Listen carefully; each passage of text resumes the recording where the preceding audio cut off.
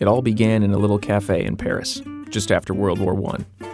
The three Goodfellow brothers, Jim, Bert, and Jack, were catching up over coffee and war stories. They talked about the things that mattered to them: their country, their families, their love for building, and the future. Now that the war was over, what should they do next? It didn't take long for them to agree.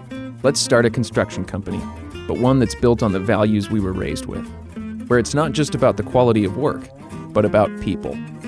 So they went back home and put their GI Bills to work. After a variety of degrees and some on-the-job training, in 1921, Goodfellow Brothers Construction was born. Driven by their passion to spend time outdoors and love of the Pacific Northwest, they chose to set up their operation in the middle of Washington State, in Wenatchee. Almost instantly, they found themselves in the middle of an unprecedented expansion of Washington State's infrastructure.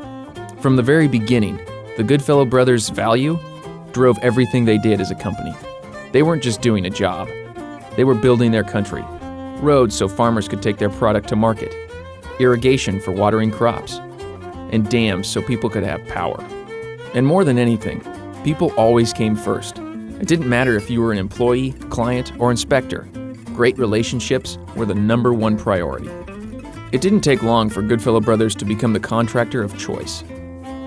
They had the best equipment, the best cooks in the camps, and they treated you like family. They always made sure that employees received the training they needed to succeed on the job and in life.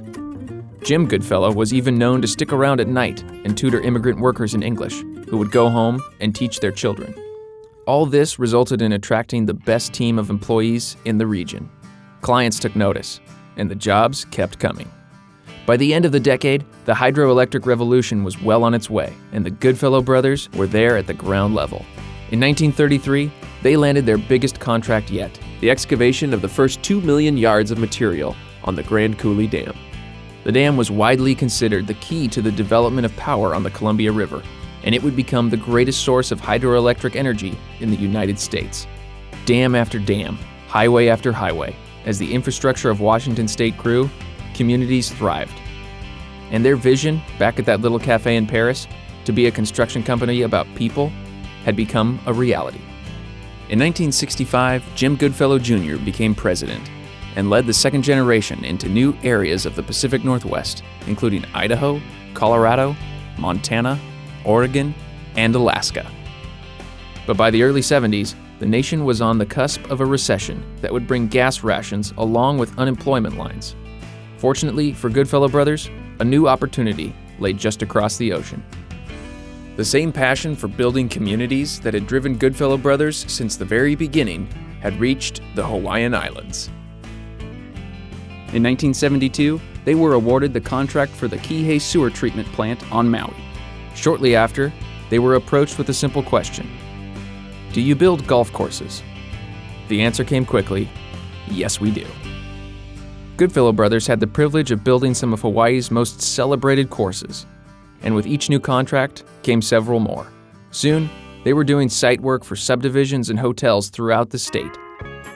In 1976, Goodfellow Brothers began to diversify by expanding their rock crushing operations, drilling and blasting operations, and purchasing concrete and asphalt paving companies. They were prepared to tackle a wider variety of projects.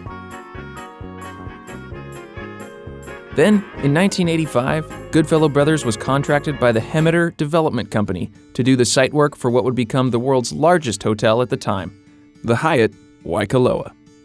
Like the Grand Coulee long ago, this project put them on an entirely different map. Not only could Goodfellow Brothers handle jobs of this magnitude, they could do them extremely well. 21 years later, in 2006, they took another major step forward when they were given the largest paving contract ever awarded in the Hawaiian Islands by the Federal Highway Administration, the Saddle Road on the Big Island. It was about this time that another big question came up: do you build solar and wind farms? And of course the answer was absolutely. And just like Goodfellow's commitment to hydropower long ago, they continued to help communities implement new forms of renewable energy. And by 2012, Goodfellow Brothers was in position to once again take things to the next level. Top-grade Construction, a family-owned company that shares the same values as Goodfellow Brothers, was looking for a buyer. This acquisition would allow them to break completely into the California market and lead to new opportunities, including the site work contract for the Levi Stadium, the new home of the San Francisco 49ers. It's been nearly a century since the three Goodfellow brothers dreamed of a construction company built on the values they grew up with. Today, a fourth generation continues to lead with these same values, putting people first, respecting the land, and building communities. Through all the generations of Goodfellow brothers, it's come down to good, solid relationships. If my grandfather were alive today and his brothers were alive today, they would be extremely proud of what this company has done. They would be very proud to be able to walk around to our projects, look at our guys, watch them working safely, watching each of them doing it right, putting the quality into the product.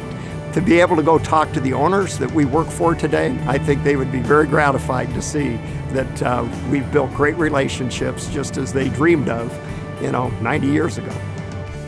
When I think about our values, when I think about my great-grandfather and the company that he built, and to see how far we've come today, yet we're still holding true to the core values of our company, our clients, our employees, and the communities in which we live and work, something that's pretty special and something that I take very seriously.